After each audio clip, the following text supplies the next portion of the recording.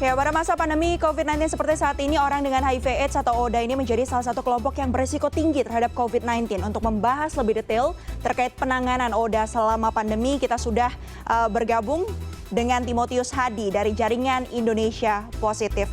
Selamat malam, Mas Timotius. Selamat malam, Mbak Mevri. Bagaimana kondisi kesehatannya saat ini? Puji Tuhan baik, Mbak. Semoga selalu baik ya.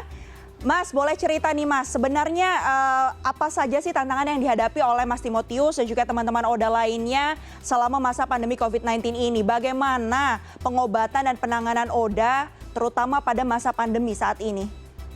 Oke Mbak, ya kalau kita bicara tentang pengobatan pada saat ini, ya karena pandemi gitu ya, jadi pemberian layanan itu terbatas, badan ini sangat mengganggu dan kita perlu juga tahu gitu dan sama-sama kita juga tahu bahwa pandemi ini membuat bukan hanya teman-teman orang dengan HIV khawatir, tapi orang umum aja khawatir kan untuk berobat gitu. Nah, jadi adanya pembatasan jam layanan yang biasanya dari jam 8 sampai jam 4 sore, nah sekarang dibatasi dari jam 9 sampai jam 12, ini sangat mengganggu jalannya program pengobatan sebenarnya Mbak. Dan yang kedua itu kan juga ada, sebenarnya dari WHO itu menganjurkan adanya pemberian obat untuk 3 bulan atau yang biasa disebut dengan multi-month dispensing gitu. Tapi balik lagi dengan alasan keterbatasan obat, makanya hal itu tidak bisa dilakukan. Sebenarnya jika ada relaksasi kebijakan atau komitmen yang kuat dari pemerintah, baik dinas kesehatan kota, provinsi, kabupaten gitu ya, nah, sebenarnya hal ini bisa kita atasi bersama sebenarnya kayak gitu. Jadi selama ini kalau datanya memang saya sempat baca ya, Kementerian Kesehatan memang sudah menyebutkan bahwa sempat ada kesulitan nih untuk mengirimkan logistik berupa obat-obatan dari luar karena sempat ada lockdown di mana-mana. Berarti hal itu sudah terasa sekali ya dampaknya terhadap ODA yang ada di Indonesia. Dan tadi Mas sempat sebutkan bahwa ada kesulitan nih berarti untuk mendapatkan pelayanan tersebut karena keterbatasan dari jam pelayanan ya Mas. Solusinya ya, sejauh ini sudah ada perbedaan belum dari awal pandemi sampai saat ini? Oke, untuk yang Mbak ceritakan tadi, Mbak Mevri ceritakan itu di awal pandemi kami sempat memang ada isu stock out gitu ya, karena obat tertahan atau lockdown tadi di beberapa negara gitu ya, dan dalam proses pengiriman ARV. Tapi saat ini sudah kembali normal, tapi memang distribusinya itu masih terbatas gitu loh. Jadi tidak bisa diberikan dalam jumlah 3 bulan gitu ya, atau multi-month dispensing, tapi tetap 1 bulan satu pasien hanya bisa mendapatkan 1 bulan pengobatan. Seperti itu Mbak. Dampaknya apa sih Mas jika pasien ini tidak mendapatkan penanganan seperti seharusnya yang tadi Mas sebutkan?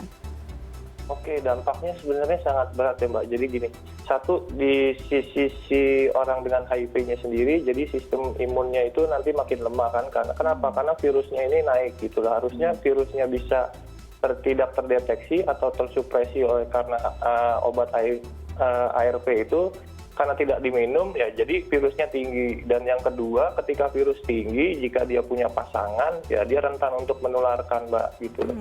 Sejauh ini teman-teman dari Jaringan Indonesia Positif dan juga LSM lainnya ini sudah melakukan advokasi atau komunikasi dengan pihak Kementerian Kesehatan belum Mas untuk tadi membahas soal masalah kebijakan yang diharapkan bisa lebih lentur?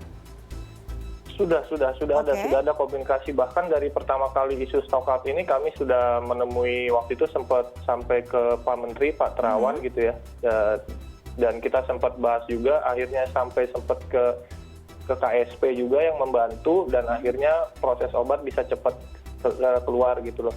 Tapi memang sebenarnya gini Mbak, ketakutan tersendiri dari teman-teman itu kan terhadap COVID-nya gitu ya, jadi mereka takut keluar. Sebenarnya ada kontribusi dari teman-teman komunitas atau LSM gitu loh, yang menawarkan bagaimana sih dengan misalnya ada program di Jakarta itu namanya Jakantar seperti itu. Jadi obat itu bisa diantarkan ke rumahnya si pasien. Tapi ini hanya berlaku di Jakarta dan tidak semua Jakarta atau tidak semua layanan yang ada di Jakarta ini mau melakukan hal ini gitu loh. Jadi tetap aja walaupun kebijakannya sudah ada, instruksinya sudah jelas, tapi tetap balik lagi ke layanan gitu loh. Komitmen dari teman-teman layanan.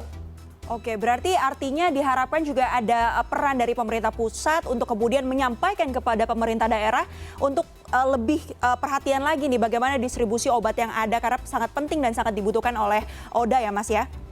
Iya betul Mbak. Oke, selanjutnya kita bicara soal tadi sempat disebutkan bahwa orang dengan HIV/AIDS ini kan pasti sistem imunnya juga harus lebih ekstra diperhatikan gitu. Tapi tidak semuanya mendapatkan keuntungan untuk bekerja dari dalam rumah. Sejauh ini bagaimana kondisinya, Mas?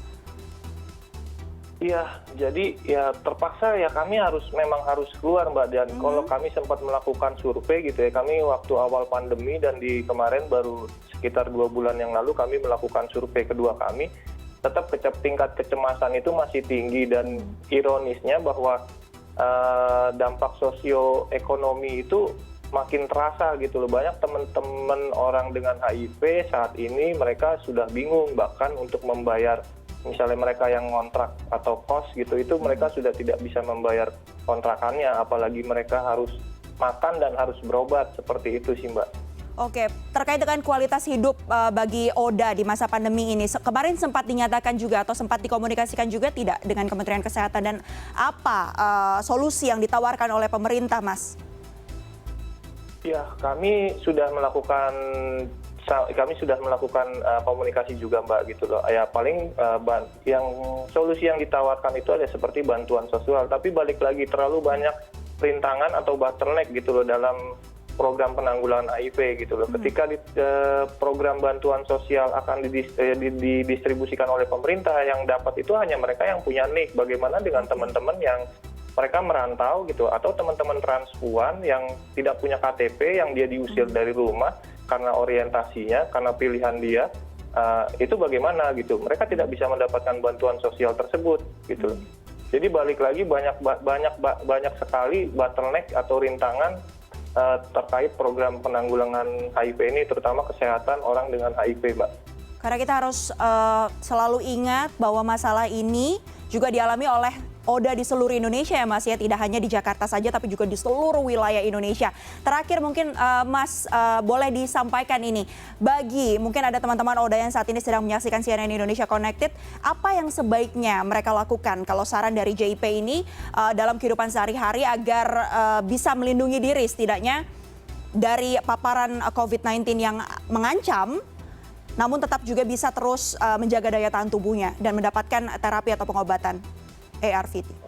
Silakan. Ya, terima kasih. Yang pertama-tama mungkin saya mohon perhatian dari Pak Menteri gitu ya, Pak Terawan atau mungkin Pak Jokowi kalau lagi melihat bahwa ini suatu hal yang perlu direspon gitu, bahwa jangan sampai HIV ini menjadi pandemi sama seperti COVID gitu loh.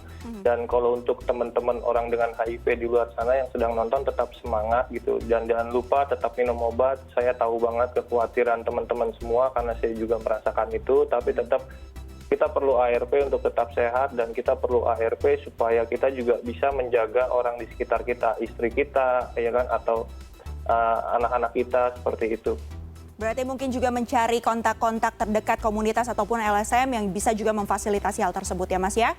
Bisa juga gitu Mbak. Dan yang terakhir mungkin jangan lupa kita tetap selama masih masa pandemi, saya tahu banget kita semua lelah gitu ya, tapi tetap patuhi protokol kesehatan, menggunakan masker, menjaga jarak, dan juga selalu mencuci tangan supaya kita tidak terpapar COVID-19. Baik, itu tadi harapan-harapan yang disampaikan oleh Mas Timotius Hadi dari Jaringan Indonesia Positif. Semoga ini bisa menjadi catatan tersendiri ya bagi pemerintah Republik Indonesia, karena pandemi COVID-19 bukanlah satu-satunya masalah kesehatan yang dihadapi oleh masyarakat di seluruh Indonesia. Terima kasih banyak Mas, sehat selalu. Sama Mbak Mafri, sama-sama Mbak.